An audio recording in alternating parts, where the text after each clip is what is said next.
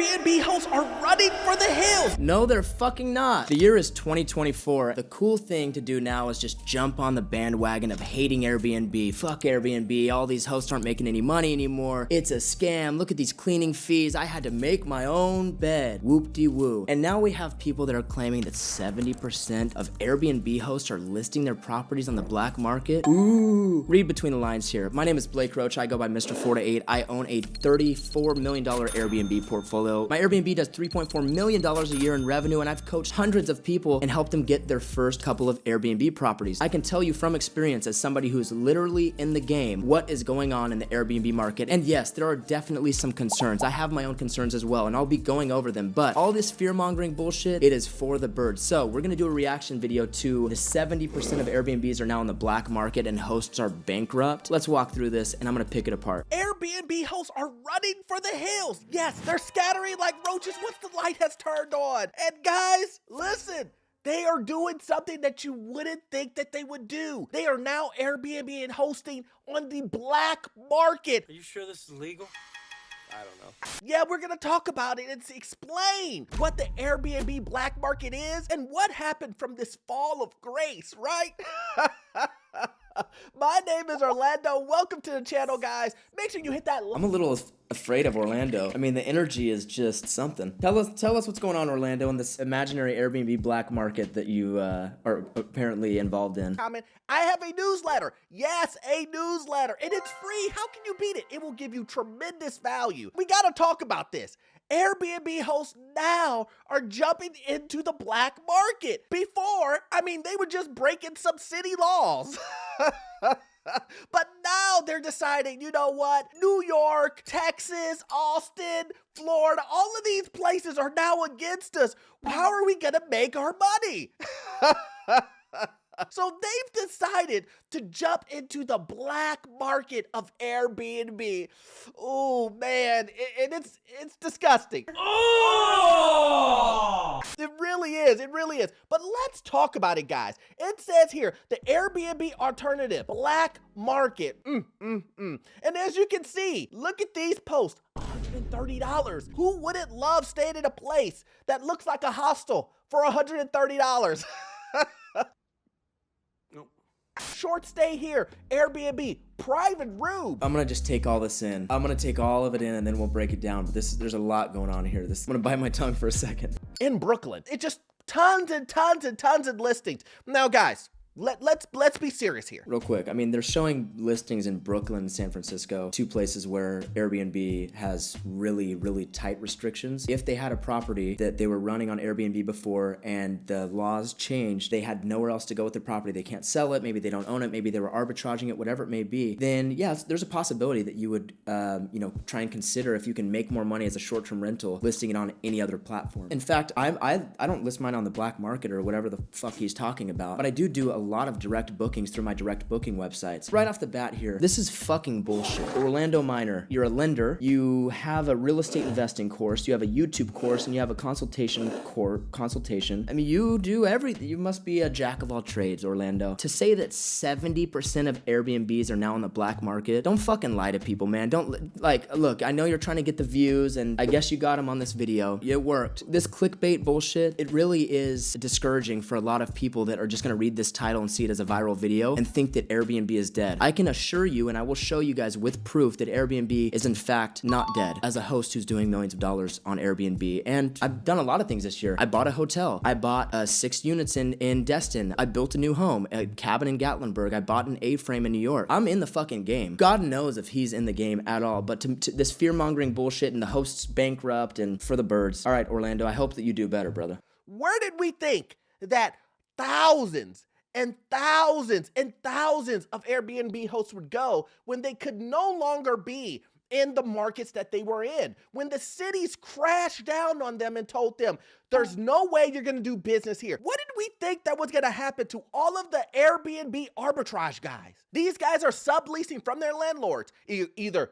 legally or illegally. But either way, they're subleasing. Did you think these guys could afford it on their own? No, they got to push this inventory somewhere. I'm trying to do this as respectfully as I possibly can, and without like poking fun and being a dick to Orlando. But I'm even seeing here on the side, YouTuber goes broke from Airbnb, and he's making a video about Shelby Church, who I just made a video on. I just watched the whole video and did a full review. She didn't go broke from Airbnb. In fact, she was breaking even on her property. Now she's transitioning it into a long-term rental where she's actually gonna make $2,000 to $3,000 a month. She did not go broke at all. She never talks about going broke. What Orlando is doing is what's called fear-mongering, and it's lying to you guys so that he can get views and he can look like the expert. People have been doing it forever, and there's so much money to be made on selling fear. So just be cautious with people like this that are making content like this, because it's complete bullshit. What he's talking about is Airbnb arbitrage people, right? So I've coached hundreds of students on Airbnb arbitrage, and what rental arbitrage is when you find a property for rent as a long-term renter, you sign a lease and you make an agreement with the landlord that you can sublease their property on a short-term rental website or a mid-term rental website. Now, what he's saying is these people are subleasing these properties legally or illegally, which the fact is there are people that do it illegally. Neither me or any of my students do this. I don't teach this method. You can do it legally, and it's not actually that hard to do. But he's saying, okay, well, you had a property in New York City, or you had a property in San Diego, or wherever somewhere is changing these rules and regulations. He's saying that people are going to the black market by the droves. Guys, he said it right here, 70% of Airbnb hosts across the whole world, since obviously you can group them all together now, that's what we're doing. They're going to the black market, when that's completely false. Any of my students that had properties in areas, like Chicago, for example, where short-term rentals are illegal, they transitioned and they pivoted into midterm rentals. Now, in most of these cities, midterm rentals are not banned, and there's a demand for midterm renters. People like traveling nurses, traveling doctors, people in the education space, people that are working on movies and actors and in healthcare. There's a lot of different insurance, for example, like if somebody's house burns down and you're on one of these websites where they need to place somebody in a property, they're not going to place them in a hotel for 3 months. They're going to look for midterm renters. And in many cases, this is not illegal, and it actually is a much easier idea than short-term rentals, because you can actually make as much money or more, and there's not a high turnover. You're not having to have a cleaning crew go out every single day, and these people are typically taking better care of your properties. So to say that 70% of these people are just going to the black market is complete bullshit. They have to push it somewhere. Now that's a bright idea.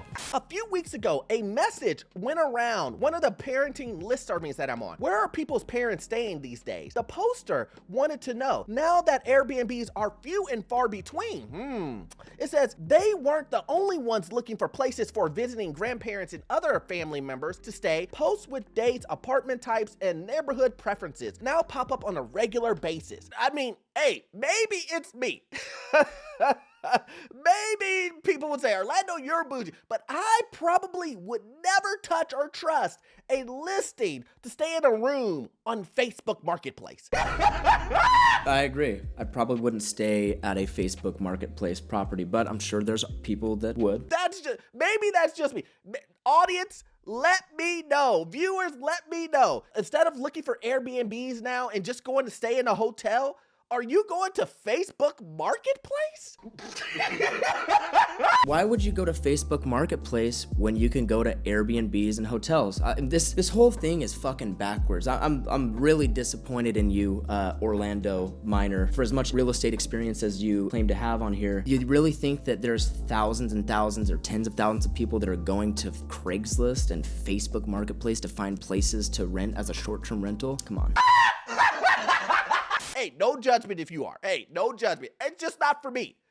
And what's weird about this is it's a family. It says parenting listservs. Are you telling me that a group of family is getting rooms on Facebook Marketplace? Awkward. So awkward.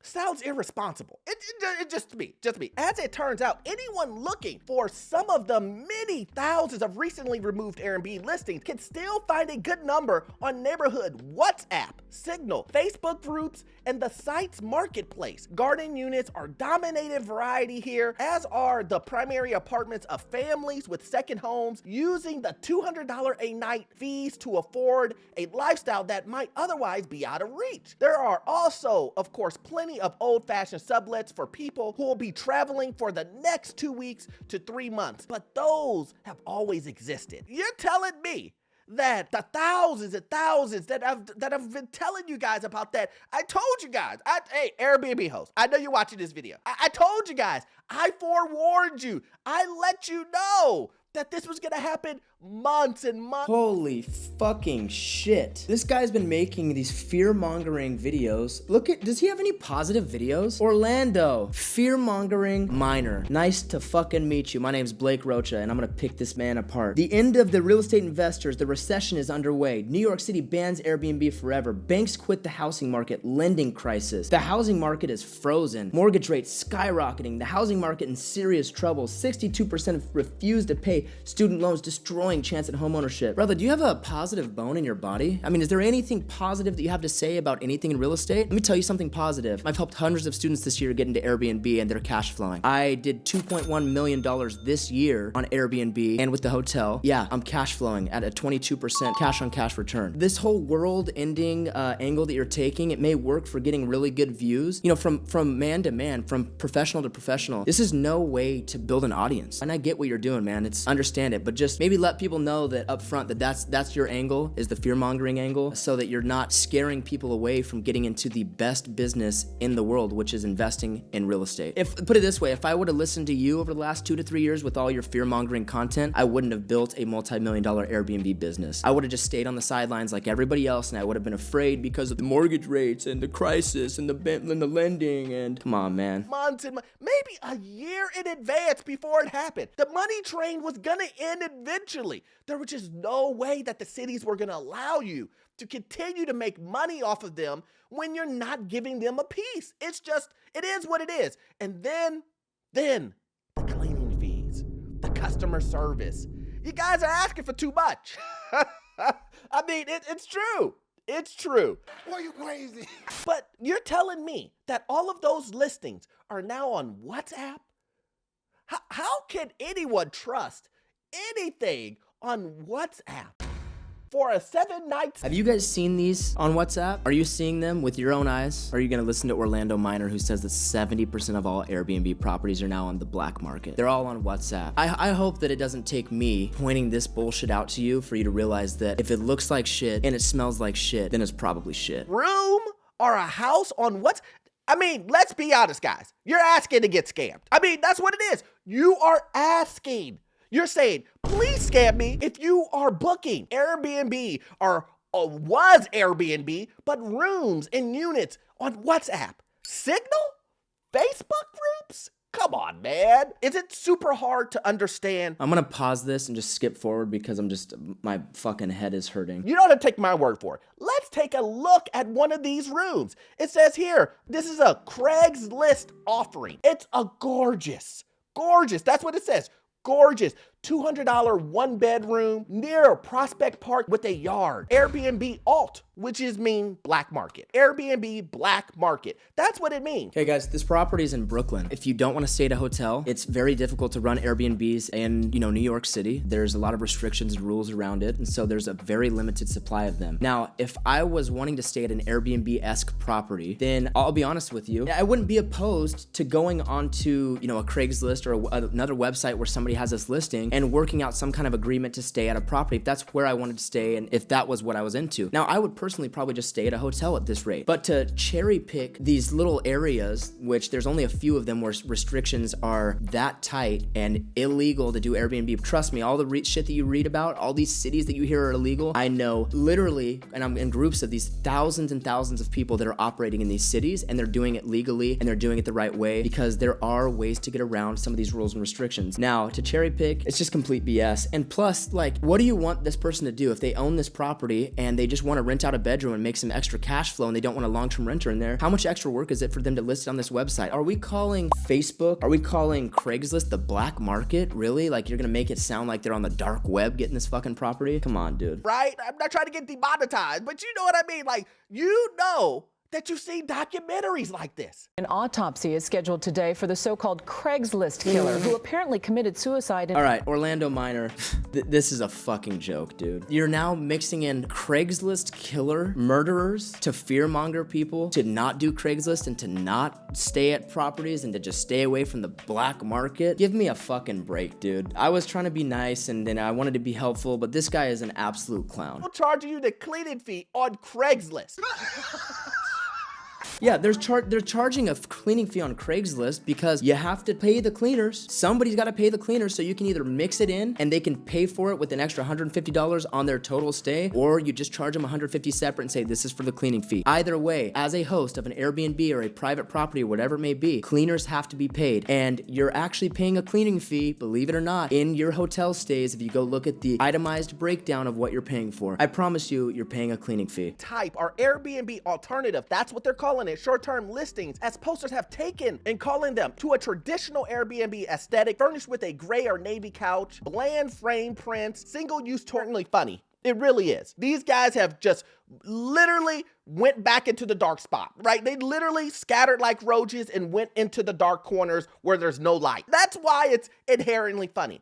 But what's not funny is someone who would go ahead and put themselves in this predicament where they go ahead and can lose money by getting scammed, by giving your credit card information, identity. All right, I'm done with Orlando Minor. Let's not even finish this video. This is absolutely ridiculous. And I'm glad that I was able to see this and put it on your radar, because hopefully I was able to debunk a lot of this BS that he's spewing. 70% of Airbnbs are now on the black market. It is complete fucking bullshit. It is a bold-faced lie, and that makes Orlando Minor a liar. Hosts going bankrupt. I'm sure there are actually hosts going bankrupt. Look, if you're a mom and pop that had a property that was just ill-equipped to be an Airbnb with basic pictures, and you don't have it furnished and you don't have it set up, and you don't know how to run an Airbnb business, then you may absolutely be losing money on your Airbnb or losing money on that property. Talking about going bankrupt though, hell, most people that are on Airbnb are using just their second homes as a property to list. You know, there's not that many people that are professionally buying Airbnbs or doing rental arbitrage, right? It's a smaller market. A lot of people are just using their second properties listed on Airbnb and just cover the mortgage or cover their ass on the property. This kind of stuff out there is the reason why people will stay broke forever. People like the property. This is the reason why people videos that are going to dissuade you from starting a business. They force you to have what's called analysis paralysis, and you're rethinking everything. You never take any action, and you stay at that 9-to-5 job, you know, for the rest of your life, making your $120,000 a year, hanging out with your boss at some corporate event and getting your little award and your trophy, and hey,